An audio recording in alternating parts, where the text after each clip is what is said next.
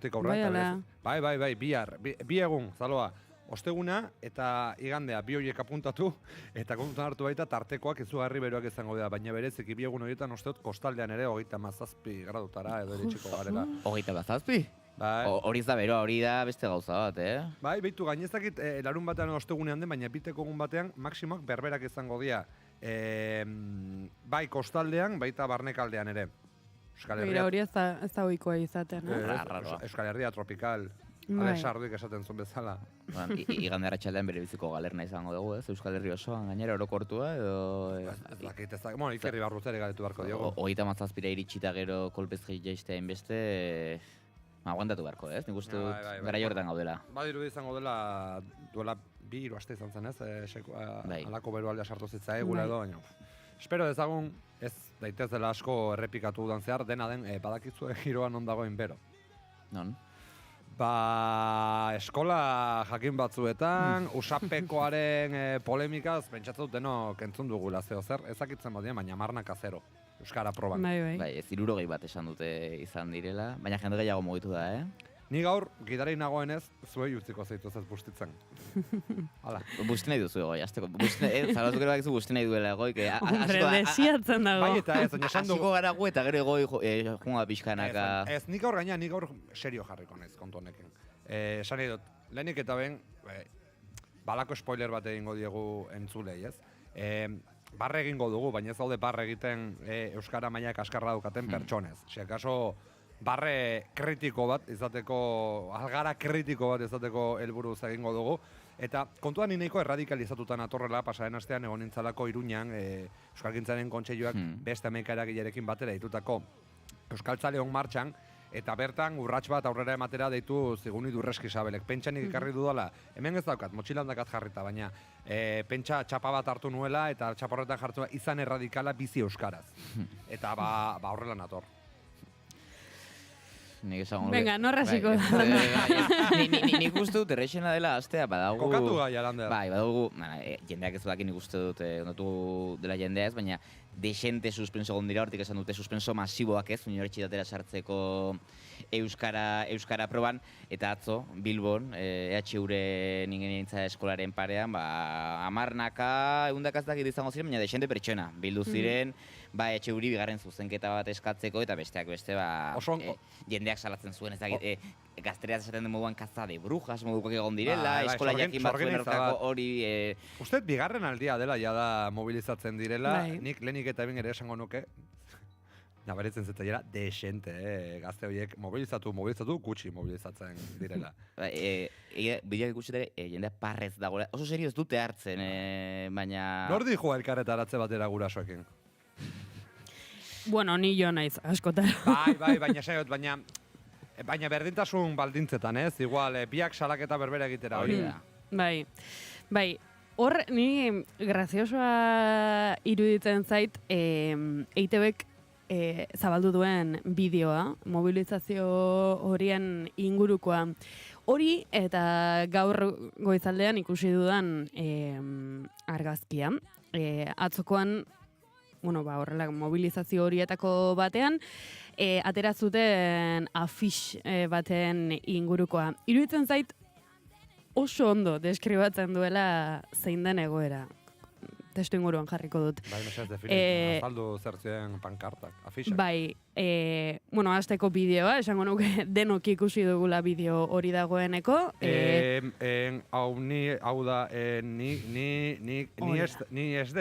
ikusi ez dut. Hori da, euskaraz hitz egiteko gai ez diren ikasle batzuen testigantzak bildu ditu EITBek. Baina zehaztu, Zaloa, baita ere, zehaztuz, Euskal Herrian jaio eta zetako gaztez ari garela, eskola on batera doazen gaztez. Bai. Eta gara ikusi ditute sare sozialetan, beste kritika batzuk ere, tonuaren ingurukoak, TZ eta TS eta TIX nola ahoskatzen dituztenen ingurukoan, ni horretan enaiz sartuko, ez zaidalako iruditzen argumentua hori kritikatzeko. Baina bai, espresatzeko duten gaitasun ezaren inguruan. Eta beste alde batetik, afix horren ez dakite zehazki nola esaten zuen, baina gure notak zuen jokoak, ez? Ez dakit buruan duzuen, horrelako zerbait zen. Bueno, hori ere ez da zuzena euskaraz. Horrekin esan nahi dut, oso argi erakusten dute bi lagin horiek zein den gaur egun egoera. Iruditzen zait, selektibitateko euskara maila nahiko baxua dela oro har. Eta joera gaina kaskarra da, zuzentzaileak urtez ibilidia ohartarazten. Bai, azterketa, nahiko erreza dela iruditzen zait. Iruditzen zait, kontu guzti honekin berriz ere ari direla euskara bigarren mailako hizkuntza bezala jartzen, gutxiago izango balitz bezala, eta hori trasladatu dezakegu, gerora ere, mediku, kazetari, ingeniari, irakasle eta beste hainbat lanbidetan ikusten ari garen euskara eskakizunaren inguruko auziarekin bigarren mailako zerbait izango balitz bezala, eta guk Euskal Herritarrok dugun eskubide, hizkuntza eskubide bezala jarri beharrean. Irrigarria dela, hori azterketa, ez unik esaten, azterketa zuzentzaileek beraiek esaten dutena da, maila oso basua dela, eta gustatuko leitzaidake ikustea gaztelerazko azterketako notak izango balira hauek ea zer gertatuko litzateken. Ez dakit hainbesterako polemika sortuko litzateken eta are gehiago. Ea onartuko luketen D ereduko ikasleek gaztelerako azterketan hori da. Era batzurekin ados, zalba bitu, lehen irakurri dut txio bat, horrelako hainbat txio zentzuertan zikoazena, baina bat oso egokia, txamponaren bestaldera begiratzea gonbidatzen zuen, eta esaten zuen, gizonezko baten, edo pertsona baten inguruan hobetu hitz egiten zuen, heldua izango balitz, zarra izango balitz, eta demagun telebistan, edabideren batean, sare sozialetan agertuko balitz, ridikulizatuko lukete, meme bat egingo lukete, baia semanetan personaje bat sortuko lukete berarentzako, eta gazte izango balitz, izango litzateke, era bat ulertezina jende guztiak auzian jarriko luke, nolatan, Euskal Herrian hasi den gazte batek gaur egun 18 urterekin ez daukan gaitasunik gaztelaniaz propio ongi hitz egiteko, eta horrek balioko luke nola ez Euskal Hezkuntza sistemarengan fokoa jartzeko, baina alderantziz ez da egiten. Zehaztu dezagun baita ere, zerbait gertatu dela hor, ez baita ohikoa 60 huts 0 ateratzea, alere badago prozedura bat, nire ustez gehiegi aurreratu dira, dagoeneko atzu zuelako bigarren berrikuspen egiten, 3. bat ere egon daiteke, eta nik, konbitea, luzatuko nuke, zuzendu daitezela, egoki zuzendu daitezela, baina gero, hainbeste matrak eman ostean, egin publiko azterketak. Esan ziaten guztet publiko ite, baina atera palestrara eta irakurri ditzagun. Ni ustez ez dana zilegi da, Alemanian berdin zait, munduko beste leku batetik etorri edo bigarren hizkuntza bat dagoen eskualde baten egon. Alemanian norbait aurkeztuko balitz selektibitatera eta tokiko hizkuntza ongi hitz egin eta ongi idazteko, ez da zure esfortzua. Usapekoan ez da baloratzen zer nolako alegin egin duzun euskara ikasteko eta zer nolako borondate hona duzun euskara, maila neurtzen da. Ez badaukazu, galdetu zeure buruari. Eta A ereduan ikasteagatik ez badaukazu behar bezalako gaitasunik lekuko hizkuntza koofizialean hitz egiteko, agian A ereduari eman barzaio buelta bat. Nik ez zuten D ereduan ateratzen den inor gaitasunik ez daukanik gero gaztelaniaz egoki hitz egiteko. Claro, badakizu zer den hor kontua. Interesak direla. Ez, hizkuntzarekiko maitasuna inondik inora ere ez, edo pentsatzen dutela benetan, gaitasuna dutela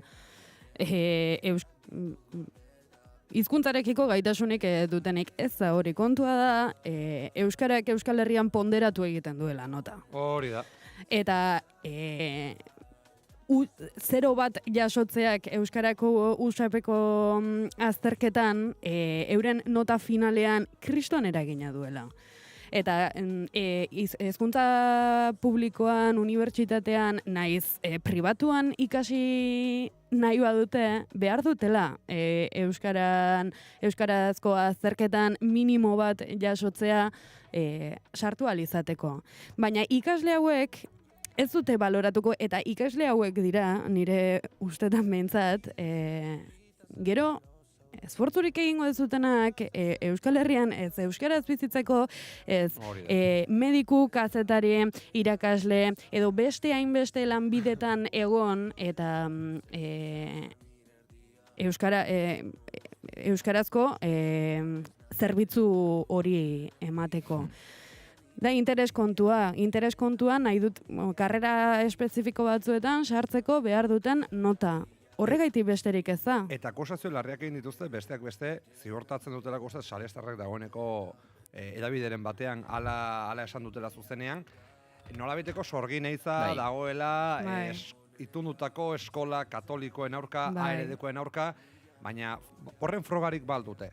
Jakin badakiguna da, okeraz duenago, Bizkaiko 11. epaimaia izan dela, nire sentsazioa da gehiago epaimai euskaltzale bat zela eta ziur asko horretik ere zenbait kontu ikusi barko zituztela. Kusiko dugu, agian hori, nota berri kusiko da, baina nire galdera da. Eta 0a atera duten gehienek 100ekiko beraien nota 20 azpitik baldin badago, horrek zerbaitetan hobetuko luke egoera. Afera berbera da. Eta afera da, 2026 garren urtean ez garela gai, hezkuntza sistema ez da gai izaten ari kasu askotan, eta hau itundutako ez arago dijoa, ez da gai izaten ari, ikasleak behar bezain euskaldun edo behar bezalako gaitasunekin ateratzeko. Noski hor, badaude gizarte faktore asko eta buelta bat eman behar diogu, baina denen artean eman behar diogu, baina uste dut, bai, urte batzuk eta urtetxo batzuk, 34 urterekin, eta ni benetan sentsazio ikusten, nire sentsazioa da, gaztenen artean, batzutan gaitasun hori nahiko ez baian dagoela. Ez dut orokortu nahi, baina bada begiratu beharreko fenomeno bat. Eta argi dagoena da, ereduak bakarrik bermatzen duela hezkuntza euskalduna. Eta hor badago beste kontu bat, egoiz, zu... Eta zara eskatuko dizut, laburra izatea, ez? Oindik Iker zein daukagu bere gaurko ekarpen musikalakin, baina bai bukatu. Ados, sorgin eiza aipatu duzu. Bueno, txamponari buelta emanez ez dakit ereduko irakasle eta zentro horien aldetik ez den alderantzizkoa izaten ari. Orain duten aipagaian artean dago zuzentzaileak denak hezkuntza publikoko irakasleak direla, ez? Agian hezkuntza publikoaren kontrako sorgin eitza ari dira abiatzen. Momentuz badirudi itunpekoekin berriz ere lerratu dena Pedrosa sailburua daukagula, eta esango dugu bakarrik aurrekoan Euskal Irratian uste dut gero zuhurtzia aipatu zuen edo barkatu, gero zorroztasuna eta gardentasuna aipatu zituen, baina hasieran rigorea eta transparentzia eskatu zituen. Uste dut horrek dena esaten duela. Baina hoxe entzuleok Iker Gurrutxaga lankidea zain daukagu eguneroko babesti proposamenarekin. Zaloa, mila esker beti bezala, Lander zuri barkatu Zaloa eta biok motibatu garelako. Baina lasai. Kasik bazerdu zaitugulako, baina lasai. Usapeko polimikonen kortekin gero etorriko garelako. Eta besterik gabe entzuleok guazen Iker Gurrutxagarekin 8 albistegia. Egunon ekipo, egunon entzule zer moduz. Gaurko kantua atzo estrenetu genuen musikarian, baina estrenetu egin genuelako. Baina orain dator. Bideoklipa eta guzti iluntzeko 8etan atera zen, eta Katalenetan Nenufarraken kantu berriena da. Zaldiak puntu. Ze ez egigu zerrati, baina horreko kantu ere koma batekin moketu zuten, oraingoa puntu batekin. Zerbait esan nahiko digute. Katalenetan Nenufarrak gure laki izan deko Sare Iriarteren proiektua, beste batekin eta elkartuta, hori ere esan barra dago. Eta gainera aurrekoan, bidalizia mazu dut esan az. Zuetaz ere asko akordatzen naiz. Eta joan joaten naizen. Urrengo tertulio batera kaso gonbidatu beharko dugu. Esan dakoa, zaldiak puntu, eta bestidoz ere, orain artekotik pixka bat rockeroago bentsat, edo pop rockeroago bentsat, bai, ez da hain intimo edo hain sakona itxura batean gero letrak, beste gauza bat diren arren. Horixe, erregistro aldaketa hau erakusteko ekarri nahi nizua, eta horregatik ekarri dut. Katalenetan Nenufarraken zaldiak. Ondo izan, jo!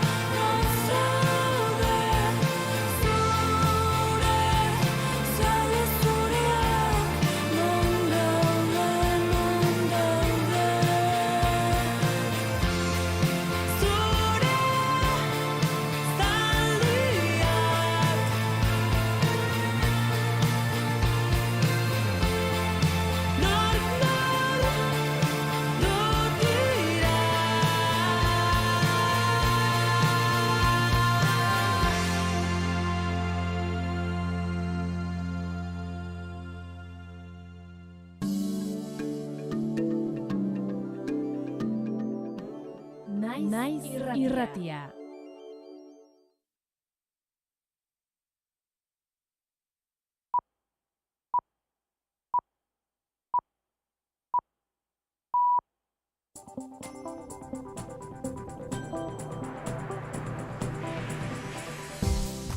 Informazioaren aria, naiz irratian. Pegi Lekuona. Egunon, goizeko 8 dira, ongi etorri naiz irratira. Eusko Alderdi Jeltzaleak Bizkaiko abantaila fiskalak aurkeztu ditu Madrilen.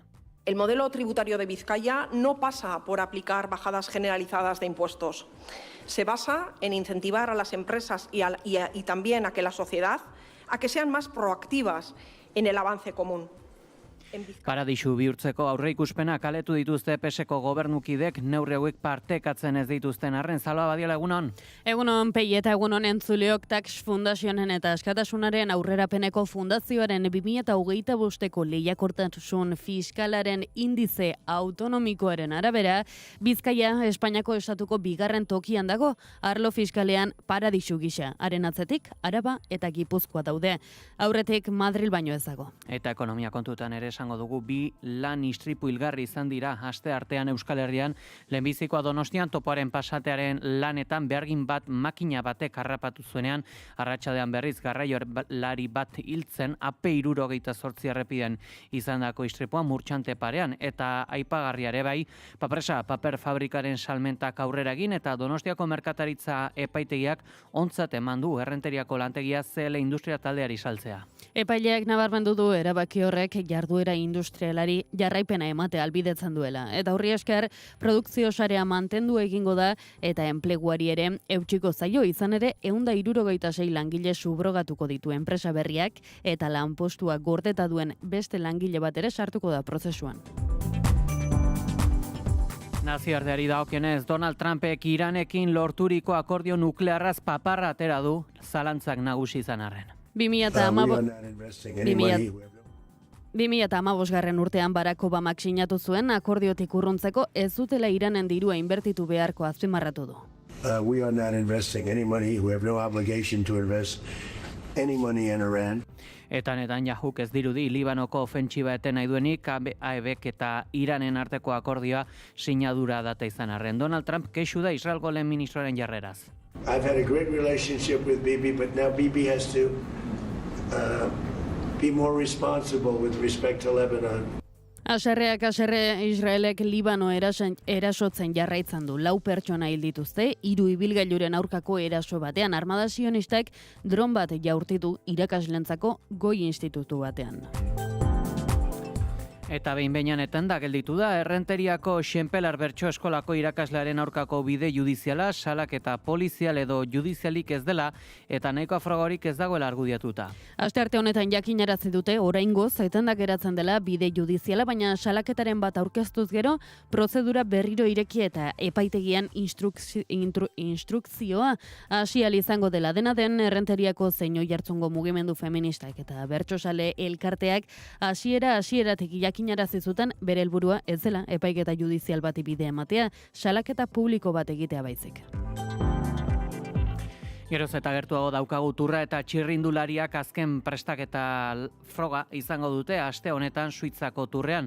Lasterketak gaur hasi eta igandera bitarte jokatuko da eta lehenbizikoz gizonezkoen eta emakumezkoen frogek ibilbide eta egutegi berdina partekatuko dituzte. Arreta berezia piztuko du Mikel Landaren itzulerak, Murgiako txirrindularia berriro lehiatuko da itzulian izandako istripu gogorraren ondoren. Landa ez da Euskal ordezkari bakarra izango, Markel Beloki eta Xabier Mikel Azparren ere irteeran izango dira. Eguraldia eta trafikoa naiz irratian. Errepideokin ez bada nabarmentzeko jazoerarik. Ohiko autopilaketak ditugu Bilbo inguruan, Lioan, Barakaldon eta Galdakaon. Eguraldiaren xetasun guztiak, Ikerri Barluzeak. Giro eguzkitsuarekin jarraituko dugu asteazken honetan ere eta gainera beroa protagonismoa irabazten hasiko da. Goizpartean berriro ere kostaldean, baina bereziki Gipuzkoako kostaldean hodei baxu batzuk agertuko dira, baina goizean zehar azkar desagertuko dira. Eta lurralde osoan zeru urdina eta eguraldi eguzkitsua nagusituko dira. Arratsaldeko lehen orduetan antzeko joera errepikatuko da, baina berriz ere arratsalde erditik aurrera bero hodeiak garatuko dira barnealdean eta ekaitz zaparrada bakarren bat edo beste izango da bertan, bereziki Araban. Hala ere ekaitzetarako joera txikia izango da eta leku gehienetan ateri eutsiko dio. Haizeak, goizean Kantauriar isurialdean iparraldetik joko du eta hego isurialdean aldiz hegotik, arratsaldean ipar haize hau lurralde osora zabalduko da. Temperatura minimoek behera ingo dute, Nafarroa erdi eta hegoan izan ez, bertan igo ingo dira. Minimoak 16 eta 23 gradu bitartean errendituko dira eta bereziki lurraldearen hegoaldean goiza oso epela izango da. Maximoek aldiz gora ingo dute eta gorakada handi samarra izango da, kostaldean izan ezik, Kantauriar isurialdean 23 eta 34 gradu bitartean errendituko dira maximoak, eta hego isurialdean aldiz 33 eta 37 gradu bitartean, temperatura maximoetan freskoenak alde handiarekin kostaldean emango dira, altuenak aldiz herriberan. Jarraizpurua teknikan, ekainak 17 da, asteazkena. Informazioaren aria.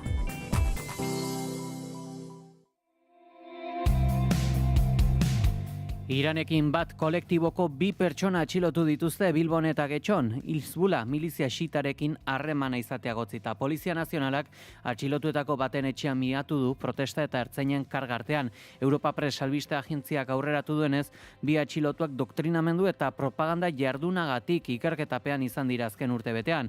Efe albiste agentziak ere gehitu du atxilotuek Telegram kanal baten bitartez Hizbula eta beste hainbat talde armaturen propaganda materiala zabaltzen zutela, baita Irango irudiak ala soldadu israeldarren aurkako erasoen bideoak ere. Eta asteazken arratsaldean 10 lagunek atxilotuetako baten etxearen miaketara jo dute atxiloketaz kexu eta bertan ertzaintzak bertaratuen aurka kargatu du. Iranekin bat kolektiboak jakinarazi du 2 kideen atxiloketa Espainiar estatuko prentsaren jazarpen, gezur eta difamazio kanpaina baten errua izan dela prentsaurrekoa iragarri dute ostiral arratsalderako.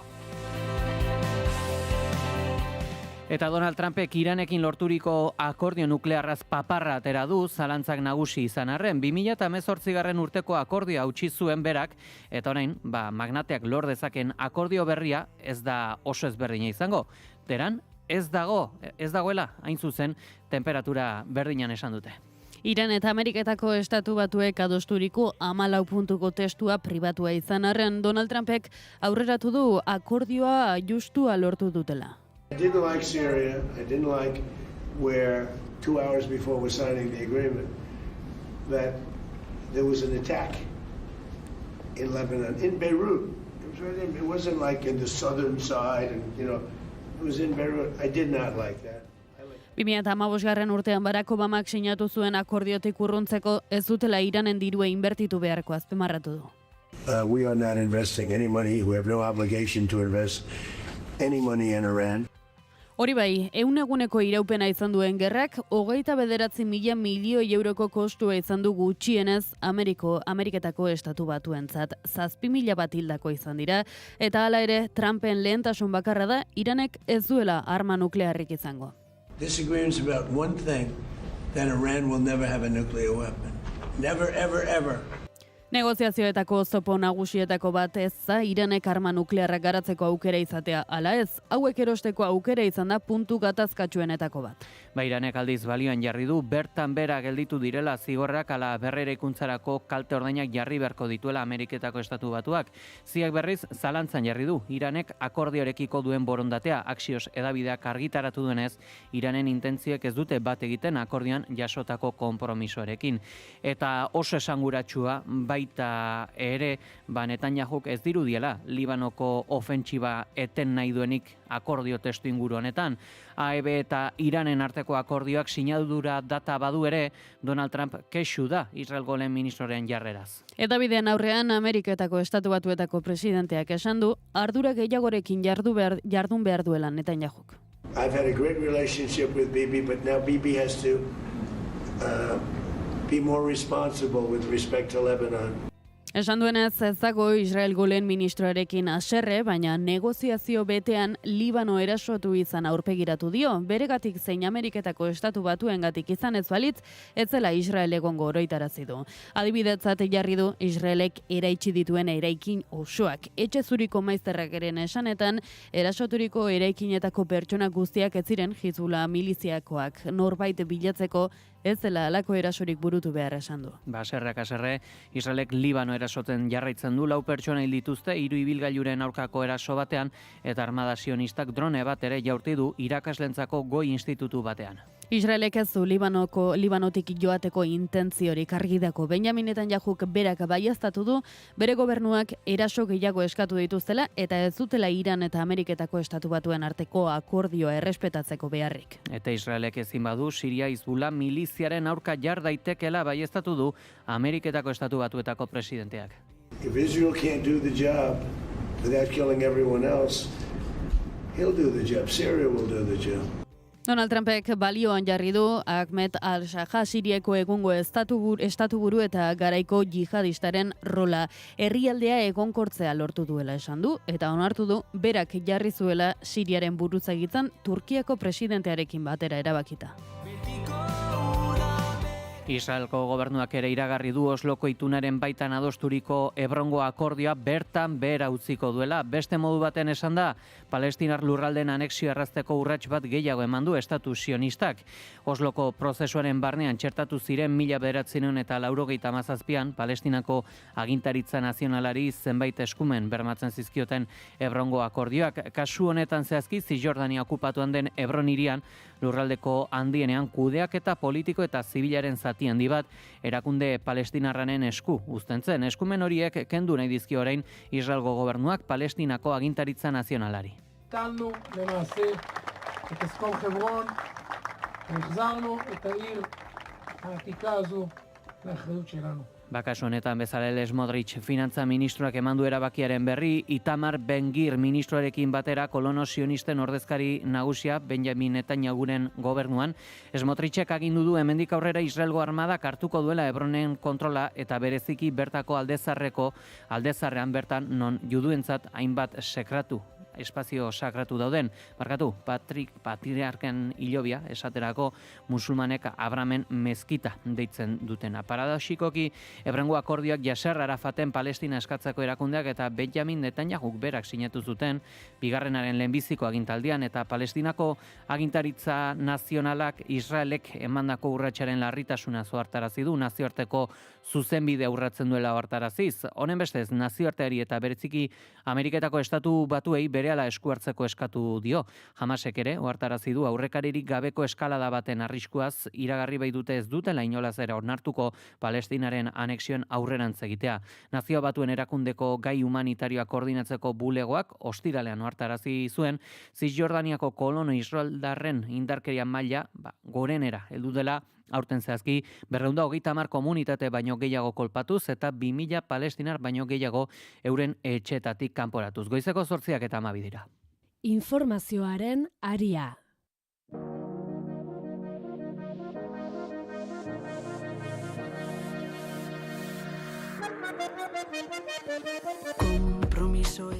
Euskal Herriko kontuei dagokenez esan beharra dugu, Bilboko udalean eztabaida piztu da genero indarkeriaren biktimei arreta emateko zerbitzuaren bueltan. EH Bilduk degradazioa salatu du eta EAJak berriz zerbitzua egokia dela baina hobetu daitekela onartu du. Itziar Urtasun, berdintasun zinegotzi jeltzaleak ukatu egin du zerbitzua kaltetuta dagoenik eta esan du egitura baliabideak eta lan antolaketa direla kalitatea baldintzatzen duten faktore nagusiak. Este modelo no es casual, responde a una apuesta política clara por abordar la violencia de género desde una perspectiva específica, especializada y centrada en los derechos de las mujeres, con una intervención adaptada a la complejidad de estas situaciones. Euskal Herria Bilduko udaltaldeak ohartarazi du emakume biktimei arreta emateko negoziatuan gabezia larriak daudela. Haien esanetan lehen arretan 20 egun arteko itxaronaldiak daude eta langileak gainkarka egoeran ari dira lanean. Con atención inmediata y con una calidad de atención digna para aquellas mujeres que sostienen el servicio. Y esto, en estos momentos, no está sucediendo en el servicio de atención a violencia de género. Behin-behinean etenda gelditu da Errenteriako Xenpelar Bertso Eskolako irakaslearen aurkako bide judiziala, salaketa polizial edo judizialik ez dela eta nahikoa frogarik ez dagoela argudiatuta. Itxaso Leon. Astearte honetan jakinarazi dute oraingo zetenda geratzen dela bide judiziala, baina salaketaren bat aurkeztuz gero prozedura berriro ireki eta epaitegian instrukzio hasial izango dela. Dena den Errenteriako zein Oiartzungo mugimendu feministak eta bertsozale elkarteak hasieratik jakinarazi zuten beren helburua etzela epaiketa judizial bati bide ematea, salaketa publiko bat egitea baizik. Euskal Autonomia Erkidegoko Justizia Auzitegi Nagusiko iturriek jakitera eman dutenez, sexu erasoen eta sexu jazarpenaren delituengatik jarduteko beharrezkoa izango da erasoa jasan duenaren salaketa, haren legezko ordezkaria edo fiskaltzaren kereila aurrean dituen bidezko interesak aztatuz jardungo duena. Aizpea Otaegi Errenteriako alkateak azken egunetan berriro berretsi du ez dela ezkutatzeko inongo asmorik egon biktimak babestekoa baizik. Eta kasu honetan ezaguna den biktimak 17 urte dituela eta bere nahia salaketa publikoa egitea zela. Ez poliziala, ez da judiziala ere. Eraso matxisten salaketa publikoen eraginez bertso eskolaren jarduera bertan bera dago egun. Pasaden ostiralean mugimendu feministako kideak berriro kalera atera ziren PPek, PSek eta EAJak Jon Maiak ukaiko dantzariarekin eta Xenpelar bertso eskolarekin izandako eraso sexisten aurrean izandako jarrera gogor kritikatzeko eta gertatutakoa salatu zuten biktimekiko konpromisoa eta errespetua berretsi zituen. Euskal Udalekuek azken hilabetetan kriminalizazio kanpaina baten jomuga izan direla salatu dute eta Bernedoko udalekuari ezarritako debekoen aurrean uda honetarako alternatibak lantzen dabiltzala jakinarazi dute. Euskal Herriko txoko ezberdinetatik gatozen hezitzaile taldea gara. Haur eta gaztei bestelako aisialdi eredu eraldatzaile baten eskaintza bermatzeko apustua egiten dugu urte osoan zehar. Auzolana eta autogestia ardatz hartuta antolakuntzarako. Prozesu judizialari dagokionez, Euskal Udalekuetako kideek adierazi dute orain arte ez dutela jakinarazten formalik jaso azaldu dutenez, hainbat aldiz saiatu dira epaitegietan, ertzaintzan eta administrazioan informazioa eskuratzen. Era berean, hainbat hedabidetan zabaldutako informazio batzuk gezurtatu egin dituzte. Medioek behin eta berriz errepikatu dute 20 familiak salatu dutela eta hori gezurra da. Dakigunez, salaketa hauen tartean egon dira Vox, Abogados Cristianos, Hazte Oír eta Gipuzkoako Foru Aldundia besteak beste. Behin hau aipatuta, garrantzitsua deritzogu ikasturtean zehar Voxek Bernedon egindako interbentzioa salatzea. Bideoan salatu dute halaber, zenbait hedabidek hasierako salaketak eta ondorengo debeku administratiboak nahastu egin dituztela, lotura zuzena balego bezala aurkeztuz. Era berean kritikatu dute ebazpen administratiboa eurei jakinarazi aurretik hedabideetara filtratu izana. El Correo eta beste hainbat komunikabide errelatoa unasten saiatu dira eta hasierako ustezko salaketa oraingo debekoarekin lotu nahi izan dute. Bide batez, salatu nahi dugu ebazpen administratiboa sinatu eta guri jakinarazi aurretik prentsara filtratu zutela. Argi dugu guzti hau gure proiektua oztopatzeko estrategia bat dela.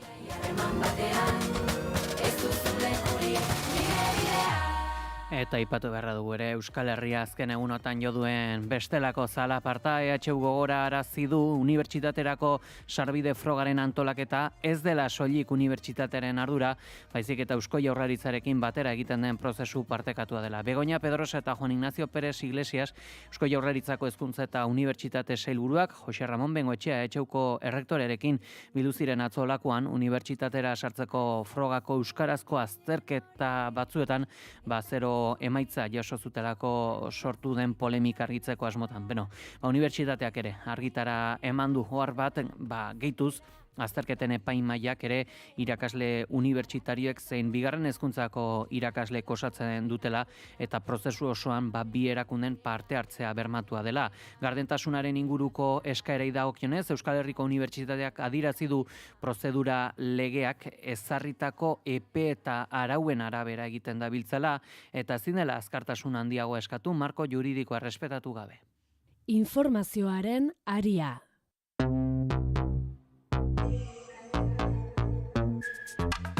Nafarroko gobernuak herritarren eskura jarri du herrialdeko aterpe klimatikoen erregistroa, ekimen irekia da hau eta oraingoz behintzat 31 udalerritan banatuak dauden sarbide publikoko 70 babesguneri buruzko informazioa bilduko da.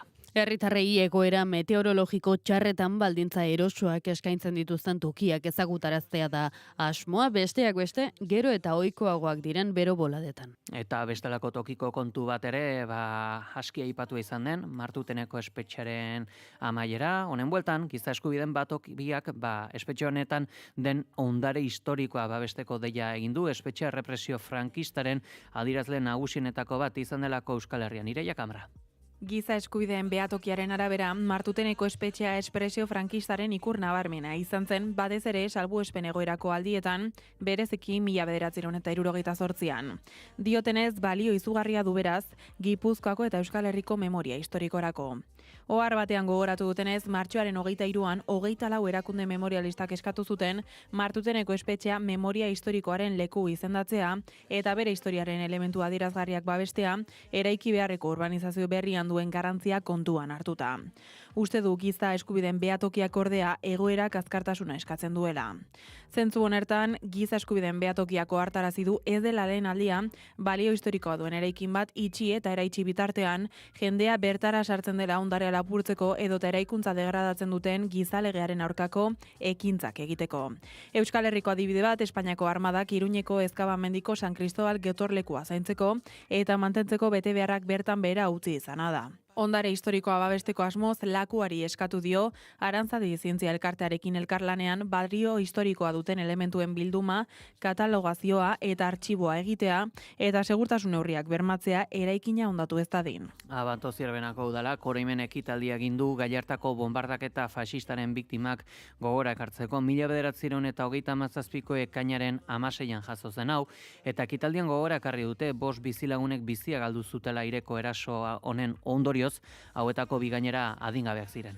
Iñaki Urrutia Abanto Zierbenako alkateak ireki du ekitaldia eta azpimarratu du bonbardaketak herrian utzitako arrastoa oraindik ere bizirik dagoela. Ekitaldia amaitzeko lore eskaintza egin da plaka berrituaren aurrean. Bertan gogoratzen dira bonbardaketan hildako 5 pertsonen izenak. Antonio Barrios Ibañez 10 urte zituen, Ageda del Olmo Velasco 27, Manuela Altazubiaga Bizkaia 76, Logino Lázaro Arranz 22 eta Angela Soto Martinez 17. Plakan egia, justizia eta erreparazioa leloa irakur daiteke.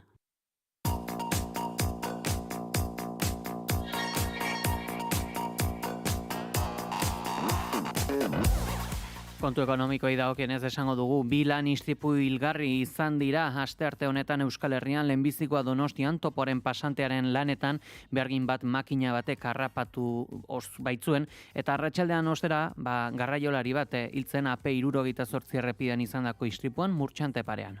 Donostian emandako lan istripuaren kasuan topo berriko tuneleko lanak egiten ari zirela, ondea makina bat irauli zen eta langilea harrapatu zuen Eusko Trenbidearen sareak astearte goizean baieztatu zuenez. Iturri berak zehaztu duenez, ikerketa abiatu dute istripuaren arrazoiak argitzeko. Eusko Jaurlaritzak eta Eusko Trenbide sareak langile horren heriotza deitoratu dute eta doluminek eman dizkiete haren senide eta hurbilekoei. Gogora ekarriko dugu Donostiako topoko pasantearen obrak azken txanpan daudela eta azkenaldian martxa batean ari direla bertan lanean. Azpigituran hilabete gutxi barrua amaituta egongo dela baieztatu zuen berriki Susana Txueka Lakpako mugikortasun sailburuak. Murtxanten zendutako garraiolariari dagokionez, 2 kamioik elkarren talka egin zutenean gertatu zen astearte arratsaldean, esan bezala AP 78 errepidean eta Murtxantetik gertu talkaren ondorioz 54 urteko garraiolari bat hilda eta 51 urteko beste zauritua eraman dute ospitalera. Nafarroko gobernuak jakinarazi duenez,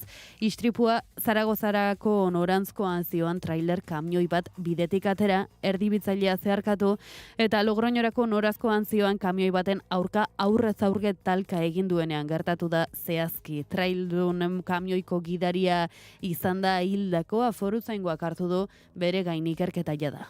Eta Bizkaiko Foru Aldundiak paradisu fiskal bihurtzeko aurreikuspenak aurkeztu ditu Madrilen, enpresa multinazional edo COE-ren aurrean peseko kidek partekatzen ez dituzten moldaketa fiskalak dira hauek aurkezturikoak. Elisabete Etxanobek azaldu du Bizkaiko zerga eredua ez dela zergen jaitsiera orokorrak aplikatzea, baizik eta lehiakortasunean eta ongizate kolektiboan eragin positiboa sortzen duten jokabideak sustatzea. El modelo tributario de Vizcaya no pasa por aplicar bajadas generalizadas de impuestos. Se basa en incentivar a las empresas y también a que la sociedad a que sean más proactivas en el avance común. En Vizcaya, las empresas que invierten en I+D o que financian proyectos innovadores, que garantizan la calidad en el empleo, que son más verdes, que lideran la transición energética, las que demuestran un compromiso de arraigo, compiten con ventaja, pagan menos impuestos y tienen más facilidades para financiar sus proyectos. Larun batean neurri fiskalak aurkeztu eta hurrengo egunean Mikel Torres Lakuako lehendakari ordeak eta ekonomia eta enplegu sailburuak ohartarazi zuen egun bat lehenago Bizkaiko Foru Aldundiak iragarritako zerga neurriek ez dutela inoiz hautsi behar Euskadin gaur egun dagoen zerga harmonizazioa. Tax Fundazionen eta Askatasunaren aurrerapenerako fundazioaren 2025ko lehiakortasun fiskalaren indize autonomikoaren arabera, Bizkaia Espainiako estatuko bigarren tokian dago arlo fiskalean paradisu gisa, haren atzetik Araba eta Gipuzkoa daudelarik eta aurretik Madril baino ez. Madrilek 7,02 puntuko puntuazioa lortu du zergen aurkako lobby horientzat, Bizkaiak 6,82ko puntuazioa, Arabak 6,80koa eta Gipuzkoak 6,75koa. Indize hori lurralde bakoitzeko zerga sistema ondo egituratuta dagoen eta enpresarientzat eta egoilearrentzat lehiakorra eta erakargarria den azertzeko dago diseinatuta. Osakidetzako kolektibo guztien arazoa konpontzeko ela sindikatuak beharrezkotzat jo du. Udazkenean greba mugagabea deitzea, oraingoz elkarretaratzeak ditu ekainaren 25erako osasun zerbitzuaren lantoki guztietan.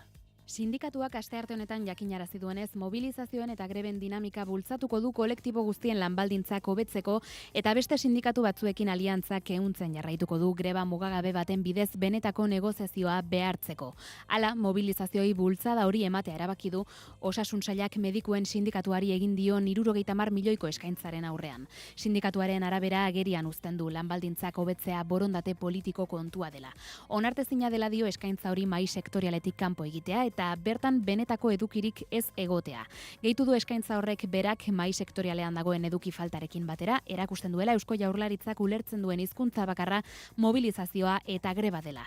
Elak gogorarazi duenez lanbaldintzek 17 urte daramatzate berritu gabe eta legegintzaldiaren hasieran jarrera berria iragarriarren mahai sektorialean ez da benetako aurrera pausorik eman. Eta Tubacex enpresak aldi baterako enplegu erregulazioko espedientea proposatu du, Araban dauzkan Amurrio eta Laudioko lantegietarako, ia 8 hilabetekoa litzateke enplegu erregulazio espediente hau, uztailaren 6tik, otsailaren 28 bitarte. Erabakia salmenten jaitsierarako lotuta, batez ere Ormuzeko itsasartearen itxierak eragindako tentsioaren ondorioz, enpresak jasaten ari den eraginagatik planteatutako neurriak gehienez ere lanaldiaren 70%ko murrizketa ekarriko luke, eta horrek gehienez 95 neguneko jarduera etetea esan nahiko luke. Aldi baterako enplegu erregulazioko espedienteak 600 langile inguru hartuko lituzke, Amurrio eta Laudioko bi lantegietan. Tubacexek gogorarazi du egoera ez dela egiturazko krisi baten ondorioa soilik, baizik eta nazioarteko tentsio geopolitikoek merkatuetan duten eraginaren ondorio ere badela. Hala ere, enpresak egoera ekonomiko sendoa duela azpimarratu du. Iaz 15,9 milioi euroko irabaziak izan zituen eta 1.200 milioi eurotik gorako eskaera zorroa mantentzen du. Zuzendaritzak adierazi du behin-behineko malgutasun neurriak direla eta merkatuaren egoera hobetzen denean jarduera berriro bizkortzea espero dutela. Eta Papresa paper fabrikaren salmentak aurrera egin du eta Donostiako merkataritza epaitegia kontzat eman du Errenteriako lantegia CL industria taldeari saltzea. Extremadurako enpresa taldeak 10 milioi eta 20.000 euro ordainduko ditu eskudirutan eta epailearen arabera aurkeztu den eskaintza bakarra izanik ere asko zegokiagoa da enpresa zatika likidatzea baino. Erosketa prezio hori beste konpromiso ekonomiko batzuk gehitu behar zaizkio. Besteak beste, CL Grupek hainbat zor operatibo bere gain hartuko dituela, kontratu jakin batzuk mantenduko dituela eta langileekin lotutako bete beharrak ere bere gain hartuko dituela. Eta horren beste operazioaren balio osoa 37 milioi euro ingurukoa izango dela kalkulatu da. Pedro Jose Malagon epaileak nabarmendu du erabaki horrek jarduera industrialari jarraipena ematea albidetzen duela eta horri esker produkzio sarea mantendu egingo da eta enpleguari ere eutsiko zaio. Izan ere 166 langile subrogatu ditu enpresa berriak eta lanpostuak gordeta duen beste langile bat ere sartuko da prozesuan. Gainera, ebazpenean azpimarratzen da CL taldearen proposamena ez dela aktiboak erosteko eragiketa hutsa.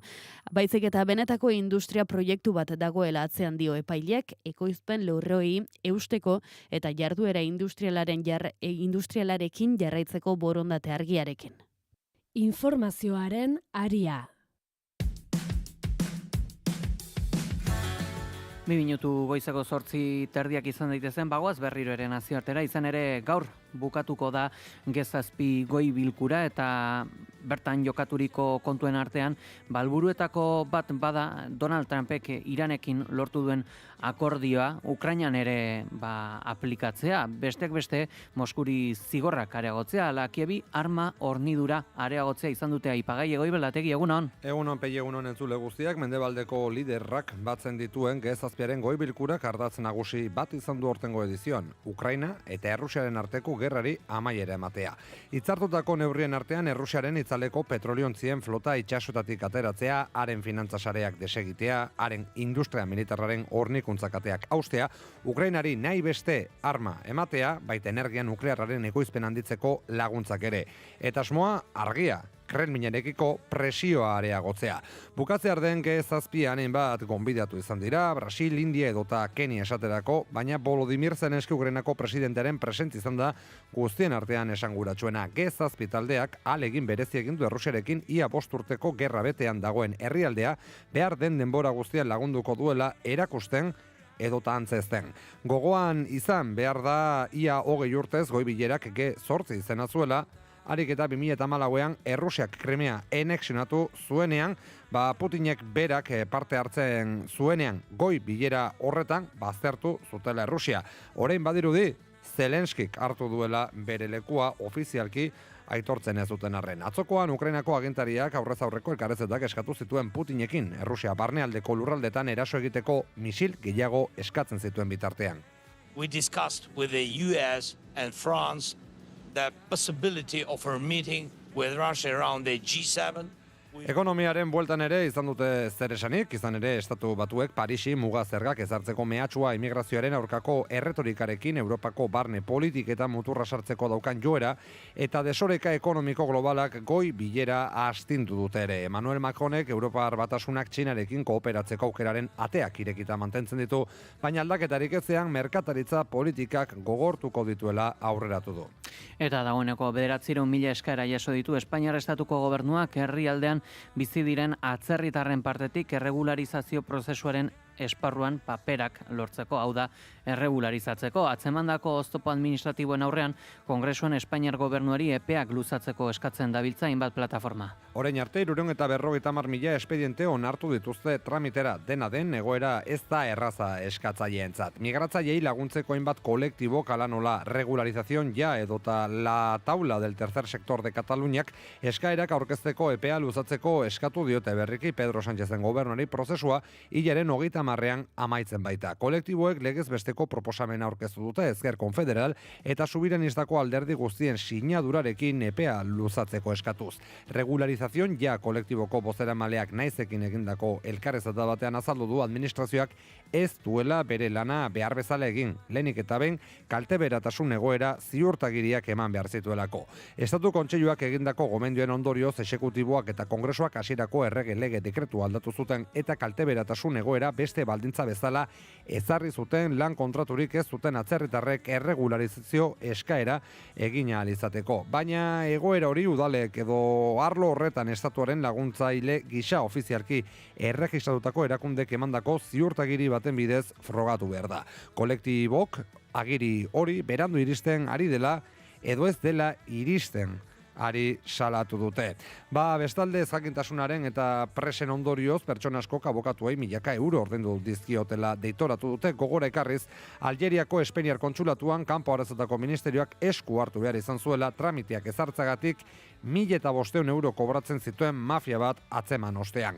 Ekintzaileek Grande Marlaskak gidatutako ministerioak dituen gaitasunak ez areagotu izana kritikatu du ere, barne arazoetarako ministerioak ez baitu bermatu behar bezain beste hitzordu ematea prozesuak martxan jartzeko. Bestalde, regularizazion ja kolektibotik ohartarazi dute jada badirela deportazioak gauzatzeko makrohegaldiak eta horien oinarrian sarekada arrazistak eta hitzordu trampak daudela salatu dute. Egun, Espainiako gobernuak 12 milioi euro baino gehiagoko kontratua du Air Nostrum eta Air Europarekin kanporatze hegaldiak gauzatzeko. Guzti hauekin geldituko era. Eskerrik asko goi. Gero arte.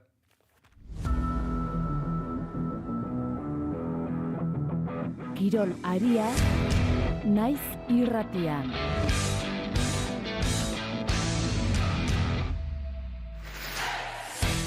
Atletikeko emakumezkoen lehen biziko taldeak 5 jokalari berri izango ditu helduren denboraldian, azken urtean utzita izan diren Eunate Astralaga, Garazi Fazila, Amaia Martinez, Marina Artero ala Amaia Iribarren Lezamara bueltan izango dira lehenbiziko taldean euren lekua lortzeko asmotan. Lander Martinez, egunon? Egunon, 5 jokalariek esperientzia baliotsua pilatu dute F-ligako hainbat taldetan, Astralagak eta Garazi Fazilak Ibarren jokatu dute maila handiko denboraldia osatuz. Adezain Berangoarrak 27 partida jokatu ditu eta Lodosa aldeko atzelariak 26 neurketa eta gol bat batu ditu. Amaia Martinezek 2 urte eman ditu espainolen utzita eta lesio baten ondoren maila ona berreskuratu du azken hilabeteetan. Marina Arterok berriz 2 denboraldi egin ditu Deportibo Abankan eta eliteko esperientzia handiagoarekin itzuliko da Lezamara. 5. jokalaria Amaia Iribarren da, Nafarrak Granada eta Eibar taldeetan jokatu du azken 2 denboraldietan eta aurten 25 partida baino gehiago jokatu ditu erdilari gisa. Eta esango dugu ere, Juan Bernatek Eibarren jarraituko duela datorren denboraldian. Ezke Regaleko atzelariak kontratua berritu du 2027 arte eta talde armaginaren lehen berritze garrantzitsuenetako bat bihurtu da. Valentziarrak hilabete luzeak zeramatzan lehiatu gabe Getaferekin zuen kontratua amaitu eta pubalgia arazo bat gainditu ostean. Eibarrek Ezke Regalean zuen utxunea betetzeko fitxatu zuen eta bi aldeek jarraipena ematea erabaki dute orain. Bestalde, Sergio Francisco entrenatzaile irundarrak Burgosen gidaritza hartuko du datorren denboraldian. Gaztelako taldeak astearte honetan iragarri du fitxaketa Luis Miguel Ramis Osasunara joan ondoren utxik geratu den kargua betetzeko. Teknikari gipuzkoarrak denboraldi baterako sinatu du eta helburuak betez gero kontratua beste urtebetez luzatzeko aukera izango du. 2025ean Franciscoren gidaritzapean Sansek 2. mailarako igoera eskuratu zuen. Arrakasta horren ondoren Realeko lehen taldere gozuten eta 2025-2026 demoraldian 16 partida zuzendu zituen lehen mailan. Abenduan kargutik kendu ostean 6 hilabetez entrenatu gabe egonda. Orain berriz erronka berria izango du Burgosen. Eta Superamara beraberak baieztatu du 2026-2027 denboraldian European League txapelketan parte hartuko duela. Talde donostiarrak beharrezko dokumentazio eta fidantza aurkeztu dizkio Europako Eskualoi Federazioari eta horrela Europako 2. lehiaketa garrantzitsuenean aritzeko txartela ziurtatu du. Espainiako ligatik 3 talde hariko dira datorren denboraldian European Leagueen, Rocasa Gran Canaria egongo txapelduna, Superamara berabera eta Costa del Sol Málaga. Aurten Europako Federazioak azken 3 denboraldietan taldeek Europan egindako ibilbidea hartuko du kontuan sailkapenak osatzeko. Horrek mesede egin diazaioke beraberari azken urteotan txapelketa honetan emaitza onak lortu baititu. Bestalde eskubaloi merkatuan ere mugimenduak izan dira. Rocasa Gran Canaria Kuxue Morentin fitxatu du datozen 2 denboraldietarako. 21 urteko eskuine galeko iruindarra anaitasunaren arrobian nezia da eta lehen aldiz Nafarroatik kanpo jokatuko du. Eta esango dugu ere txirrindularitzan turra gero eta gertuago dagoela eta txirrindulariek azken prestaketa proba izango dute aste honetan Suitzako turrean. Lasterketa aste azkenean hasi eta igandera arte jokatuko da eta lehen aldiz gizonezkoen eta emakumezkoen probek ibilbide eta egutegi bera partekatuko dute. Gizonezkoetan Tadej Pogačar esloveniarra izango da favorito nagusia. UAE taldeko txirrindularia sasoi betean iritsiko da Suitzara Romandiako turra nagusitasunez irabazi ostean. Hala ere, arreta berezia piztuko du Mikel Landaren itzulerak. Murgiako txirrindularia berriro lehiatuko da itzulian izandako istripu gogorraren ondoren. Landa ez da euskal ordezkari bakarra izango, Markel Beloki eta Xavier Mikel Azbarren ere irteeran izango dira. Lasterketak 5 etapa izango ditu, horien artean 23 kilometro eta erdiko erlojupeko bat eta mendiko azken etapa gogor bat nabarmentzen dira. Azken jardunaldi horretan erabakiko da seguruenik sailkapen nagusia. Emakumezkoetan Marlen Reusser Suitzarra eta Demi Bollering herberetarra dira garaipena eskuratzeko hautagai nagusiak. Biak alabiak sasoi honean iritsiko dira denboraldiko itzordu barkatu garrantzitsu honetara. Suitzako turra izango da beraz uztailaren 4 Bartzelonatik abiatuko den Frantziako turraren aurreko azken azterketa handia. Eskerrik asko, Lander. Gero arte.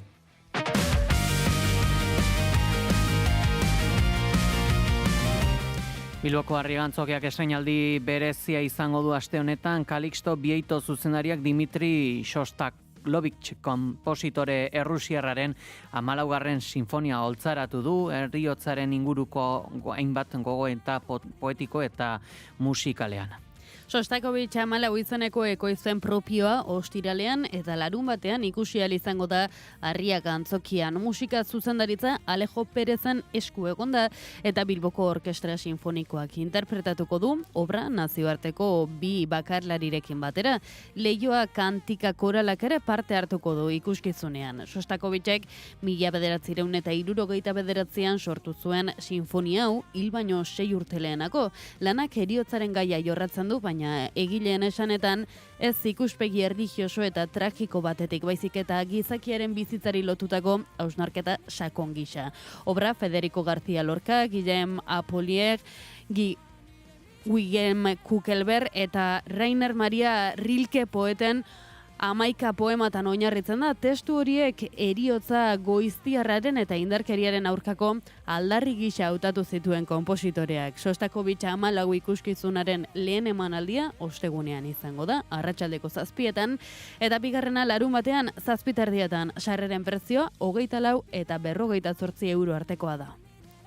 Eta aipatuko dugu baita ere, udako festivalak badatozela, eta horren adibide, Bilboko BBK Live jaialdiak bere 20. edizioa ospatuko duen honetan, estatuko musika jaialdien elkarteak eta emakumea musikaren industriak elkarteak sustaturiko jaialdien itunera batu da. Honetaz gain, hortzadar LGTBI elkarteak bultzaturiko LGTBI Plus Points sarean ere parte hartuko du. Antolatzaileek azaldu dutenez, neurri horiek azken urteotan kobetamendin egiten ari diran sentsibilizazio, prestakuntza eta arreta lanari gehitzen zaizkio. Helburua argia da, pertsona guztiek musika askatasunez, segurtasunez eta errespetuz gozatzeko gunea izaten jarraitzea. Gaur goizean egindako agerraldian, egindako agerraldian, BBK Fundazioko Gizarte Ekintzako zuzendari Nora Sarasolak eta Lasturreko jasangarritasun arduradun Paloma Orte dela Peñak gogorarazi dute, BBK Live dela Euskal Herriko jaialdi bakarra interes publiko bereziko ekitaldi izendapena duena. Urtero 5.300 pertsona baino gehiagok parte hartzen dute jaialdiaren muntaketa, garapen eta desmuntaketan. Eta aurten ere Bizkaiko Elikagaien Bankuarekin eta Down Sindromearen Fundazioarekin elkarlanean jarraituko dute ekimena. Filosofia hori kanpinera ere zabaldu da, izan ere kanpaleko materialak biltzeko elkartasun programa jarriko da martxan. Egoera honean dauden kanpindendek, losakuek eta esterilek bigarren bizitza izango dute eta errefuxiatuei, aurrei, gaztei eta zaurgarritasun egoeran dauden kolektiboei laguntzeko proiektuetara bideratuko dira.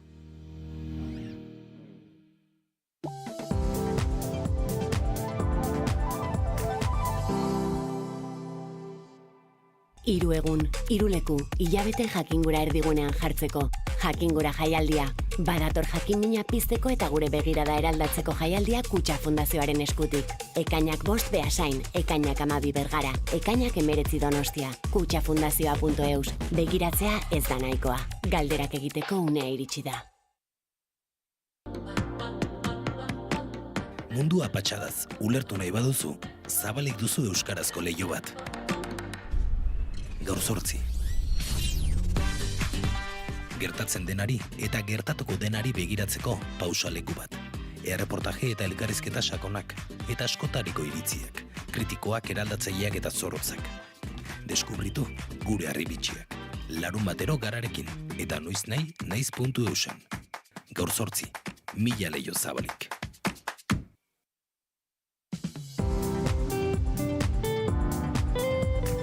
Informazioaren aria.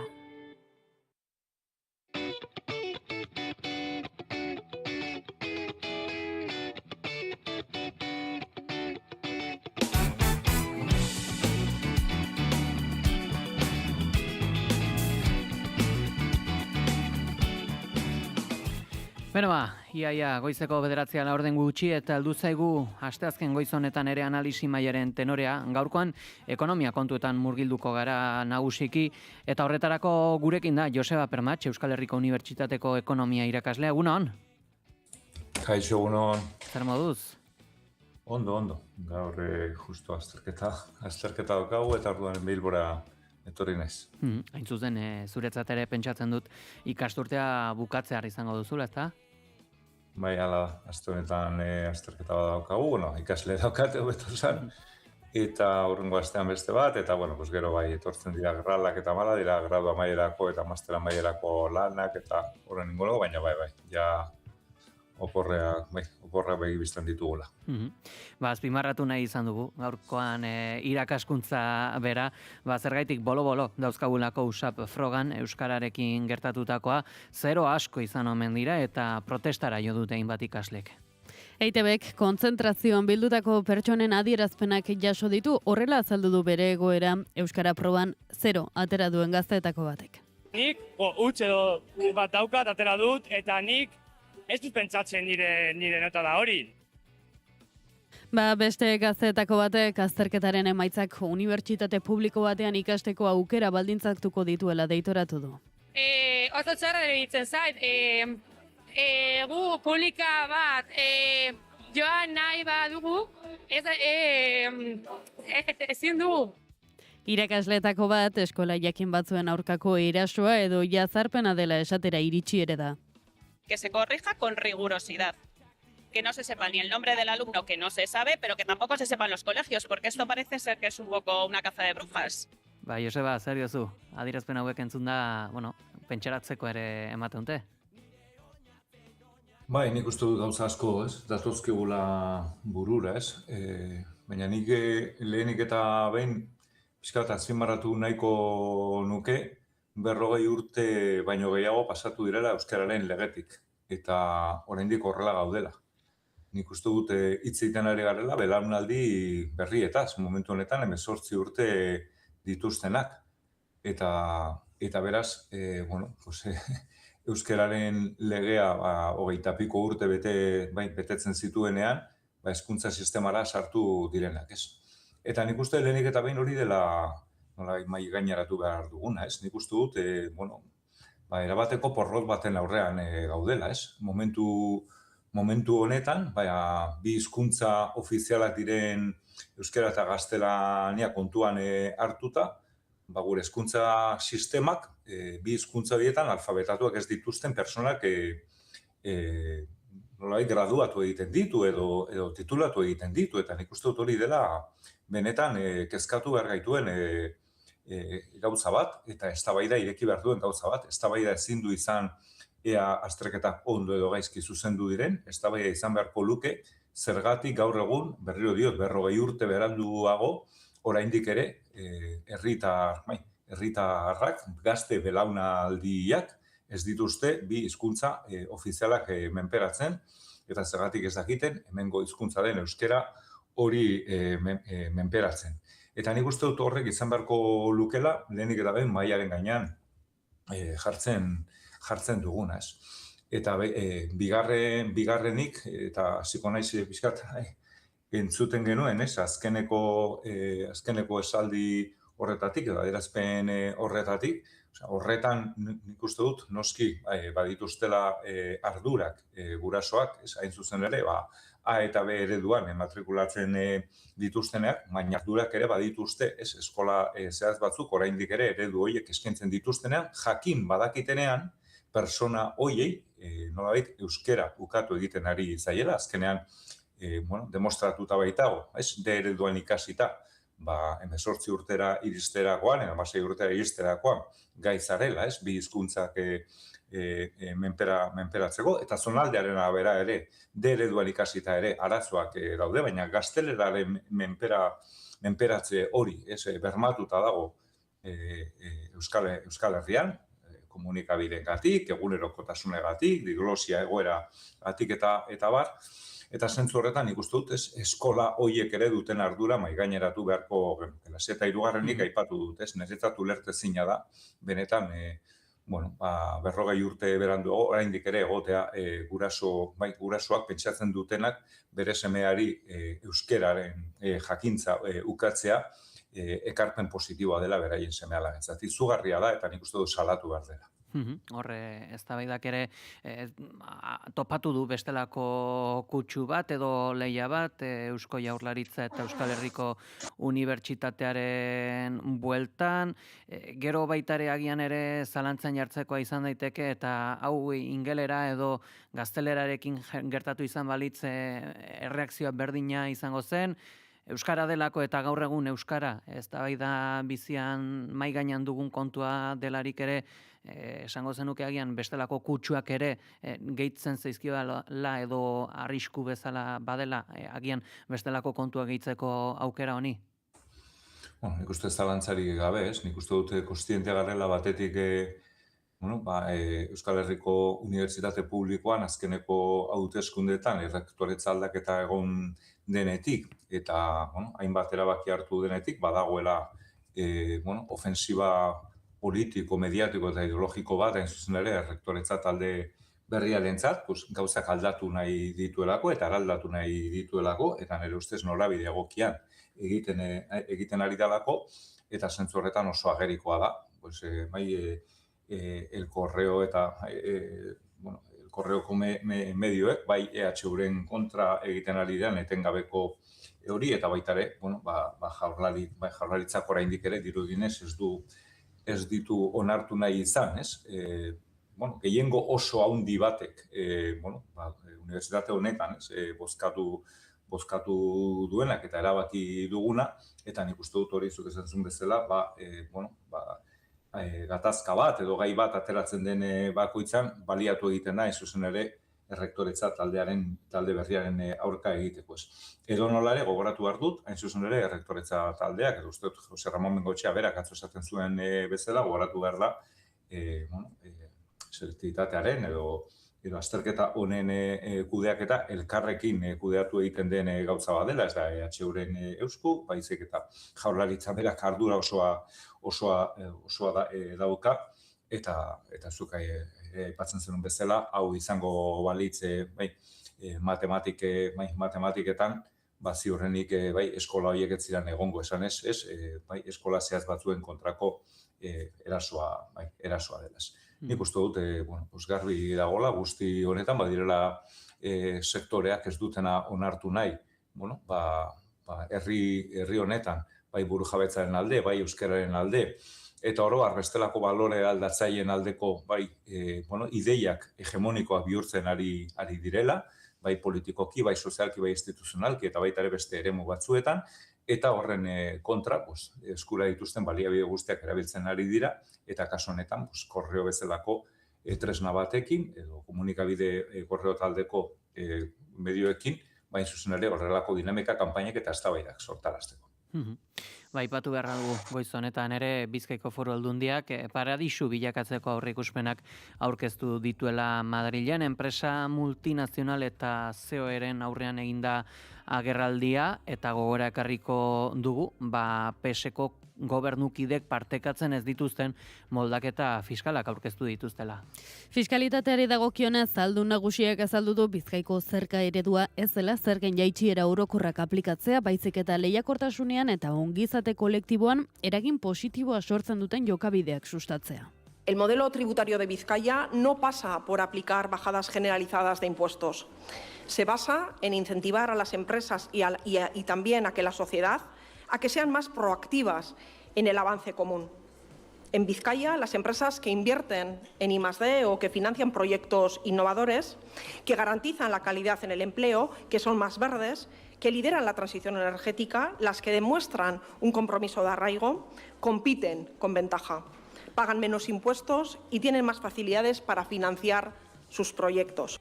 Larun batean neurri fiskalak aurkeztu eta hurrengo egunean Mikel Torres Lakuako lehendakariordeak eta ekonomia eta enplegu sailburuak ohartarazi zuen egun bat lehenago Bizkaiko Foru Aldundiak iragarritako zerga neurriek ez dutela inoiz hautsi behar Euskal Autonomia Erkidegoan gaur egun dagoen zerga harmonizazioa. Tax Fundazionen eta Askatasunaren Aurrerapenerako Fundazioaren 2025ko lehiakortasun fiskalaren indize autonomikoaren arabera Bizkaia Espainiako estatuko bigarren tokian dago arlo fiskalean paradisu gisa. Haren atzetik, Araba eta Gipuzkoa daude, eta aurretik Madril baino ez dago. Madrilek 7,02ko puntuazioa lortu du zergen aurkako lobi horientzat. Bizkaiak 6,82ko puntuazioa, Arabak 6,80koa eta Gipuzkoak 6,75koa. Indize hori lurralde bakoitzeko zerga sistema ondo egituratuta dagoen eta enpresarientzat eta egoiliarrentzat lehiakorra eta erakargarria den aztertzeko dago diseinatuta.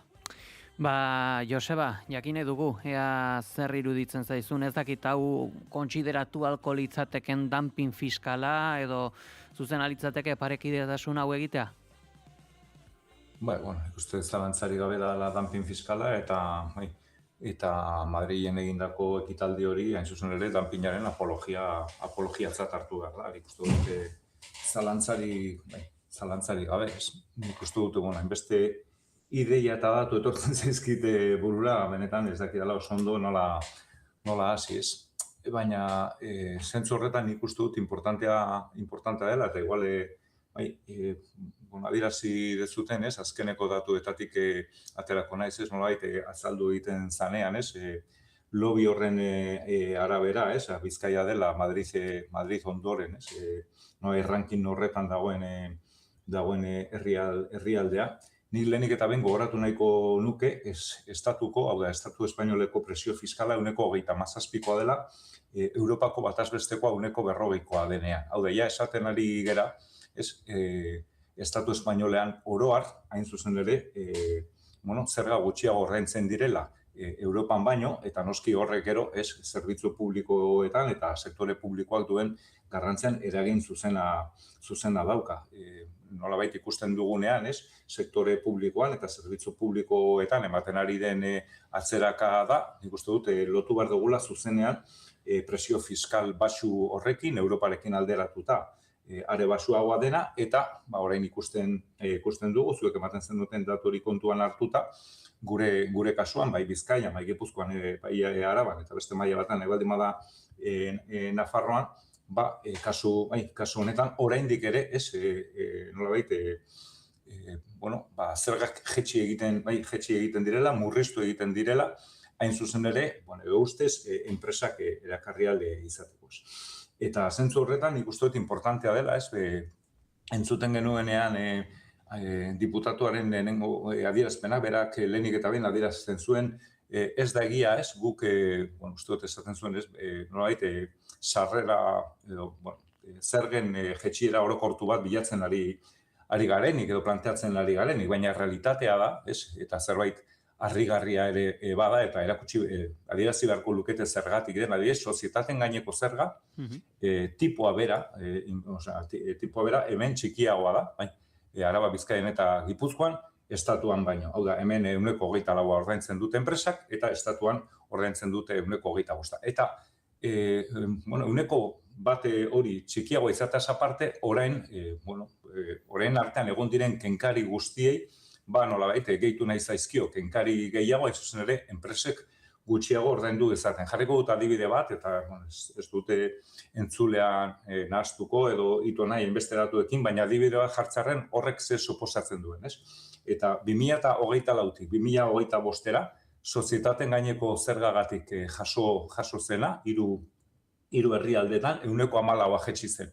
Hau da, urtetik urtera, enpresek geroz da gutxiago ordaintzen dute, eta beraz horrek esan nahi du, mantendu nahi baldin baditu zerbitzu publikoak beste nonbaitetik atera behar dela. Eta horrek esan nahi du, lan errentek, nolabait, lan errenta direla momentu honetan hain zuzen ere, presio fiskal gehiena jasaten ari garenak, enpresei etengabe gerozetan mesede eta kenkari eta laguntza gehiago ematen ari zizkien bitartean.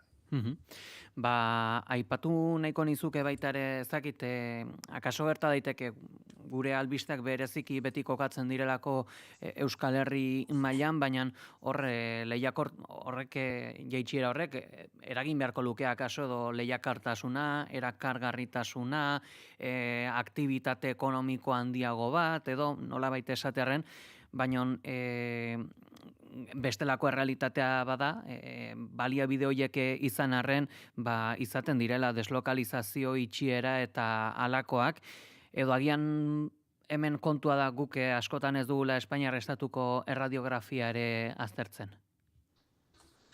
Nik uste dut, lehenik eta ben kontuan hartu behar dugula gure egitura ekonomikoa estatu espainolarekin alderatuta ezberdina dela, ez? Hemen oraindik ere, zorionez, demagun, bai industriak eta sektore zehatz batzuk oraindik ere pixu gehiago dutelako naiz eta asko galtzen ari direnez.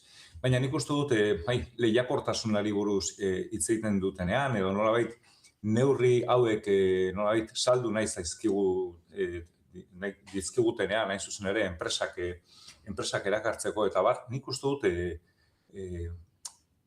planteamendu hauek egiten dituzten instituzioak eta arduradun politikoak iraganeko begiradarekin, iraganeko betaurrekoekin ari dira ekonomiari aurre egiten edo ekonomian ematen ari diren aldaketei aurre egiten. Hau da, duela aste batzuk hemen tertulio honetan bertan, hitz egiten genuen Txinako enpresa zehaz batek, Nafarroan egingo duen inbertsioetaz. Lehen aipatu dute Nafarroa gainetik, Nafarroko presio fiskala ez da EAEren berdina pixkat altuxeagoa da. Baina zerekin konpetitu dezake edo nola lehiatu dezake Nafarroa? Bueno, besteak beste, badaukalako, eta uste dut kontseilaria berak elkarrizketan esaten zuen, badaukalako, bai automozioaren inguruan, eta bai,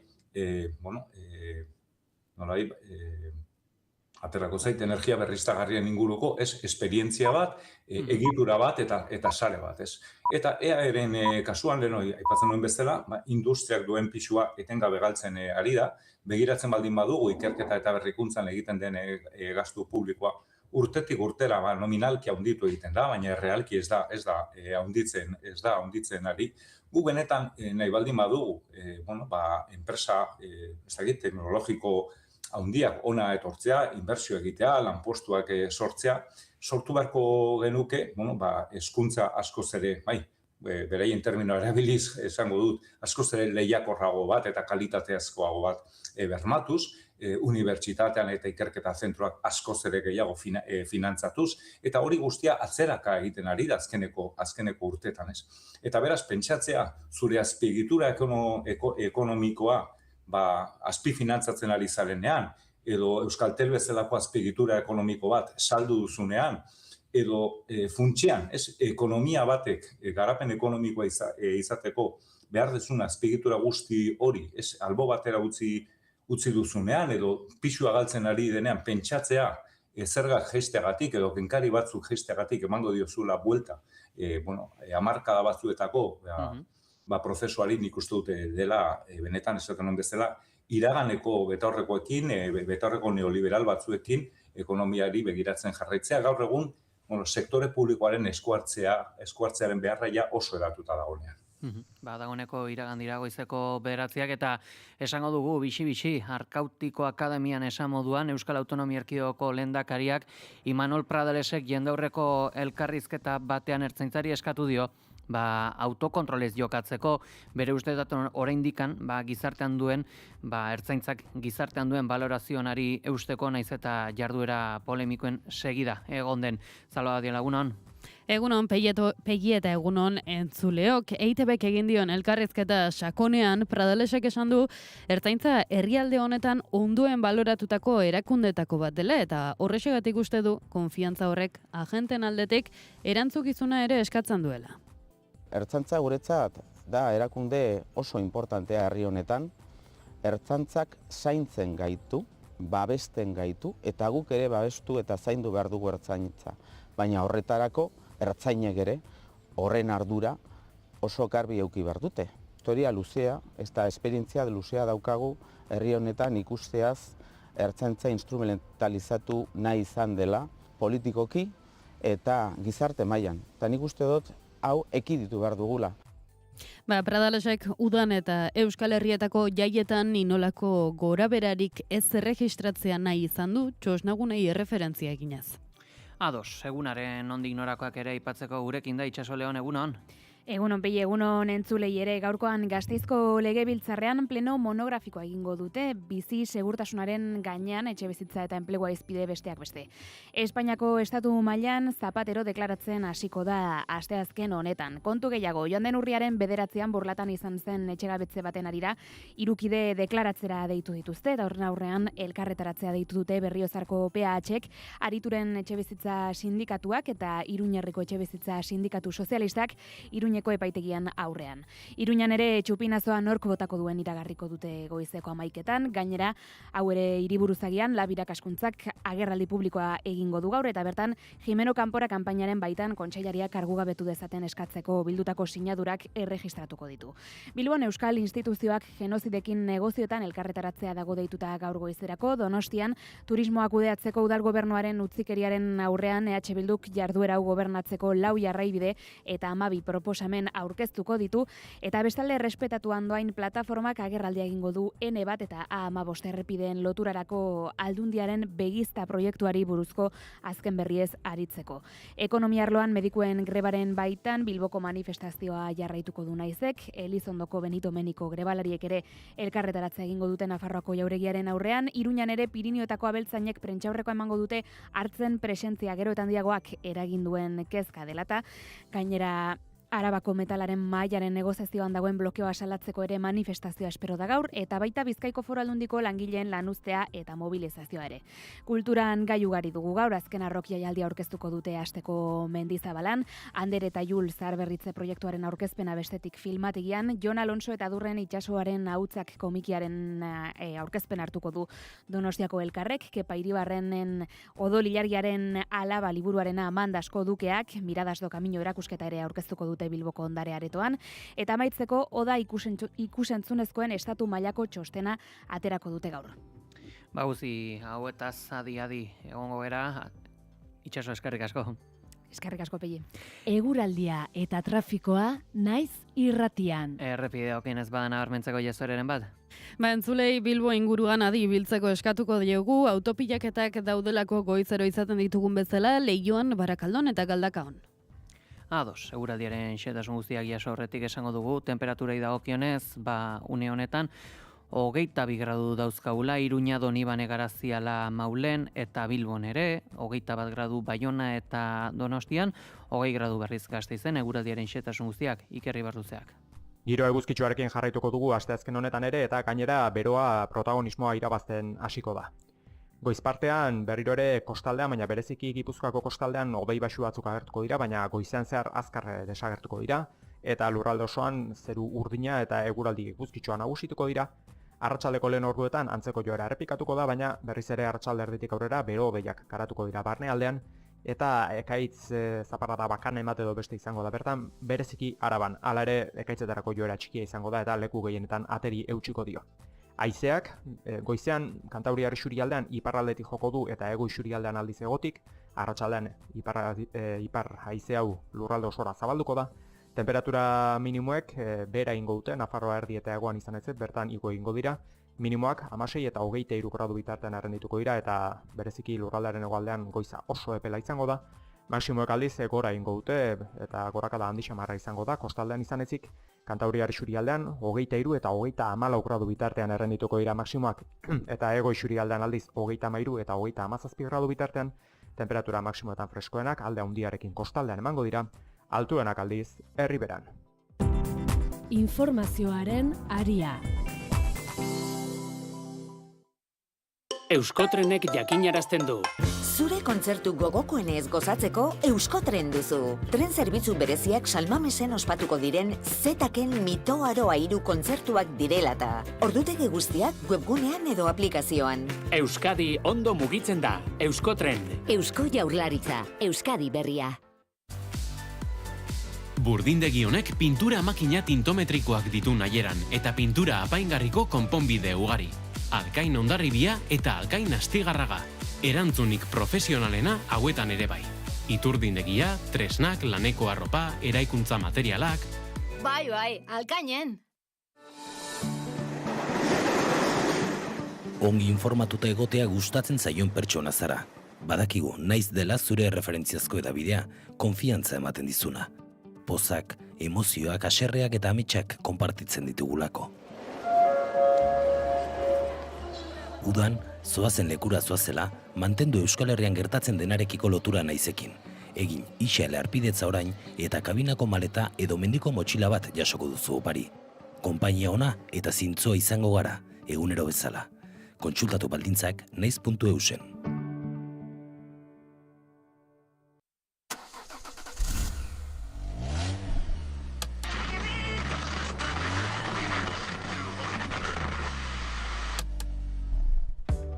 Irratia kotxean argi eta ozen entzun nahi duzu, 2 urratsetan egin dezakezu. Lotu mugikorra Bluetooth bidez autora. Joan, irratia.naiz.eu helbidera eta klikatu zuzenean entzun botoian. Egunon, goizeko 8 dira, ongi etorri Naiz Irratira. Lekornuren dimisioak estatu krisia... Naiz Irratia, 2 urratsetan, edonon eta kalitate ezin hobean.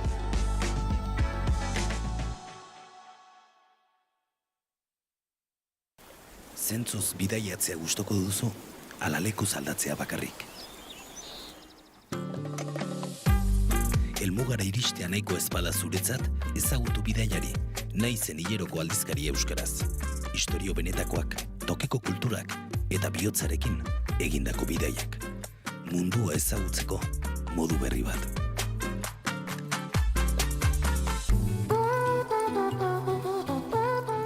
Eta astelenero 7 bidaiari saioa Naiz Irratian.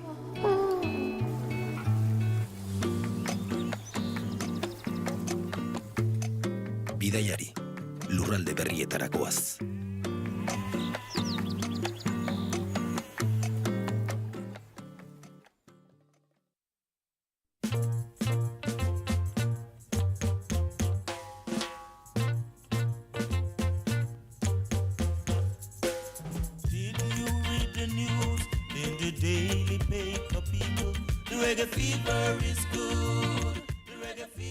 Kaixo naizale, kaixo regezale, berriro gaixotzen hasteko prest? Rege Fiba irratsaioaren denboraldi berria bueltan dugu. Azkeneko 15 urteetan bezala, 60. hamarkadako Jamaikar erritmoak landuko ditugu aurtengoan ere. Ordukoak eta gaur egunekoak. Euskal taldeak agenda ere topatuko duzu gurera hurbiltzen zarenean. Zita berria ostegun gauerditan izango da.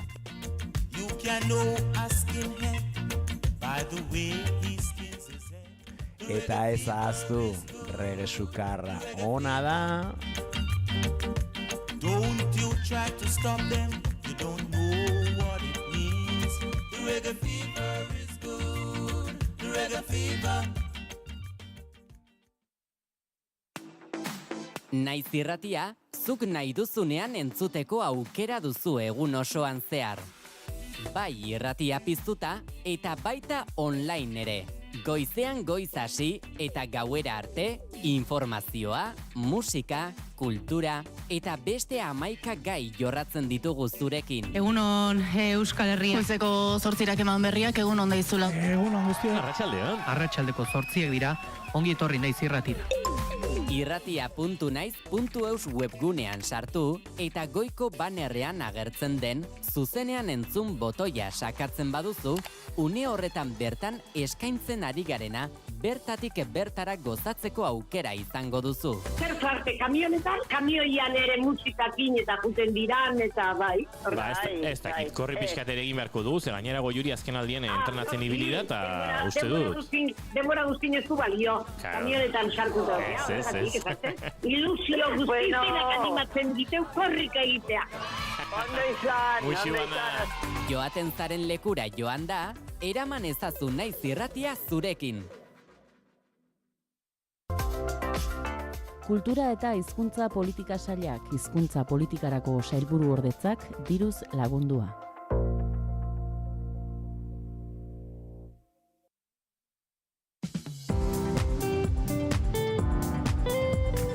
Informazioaren aria.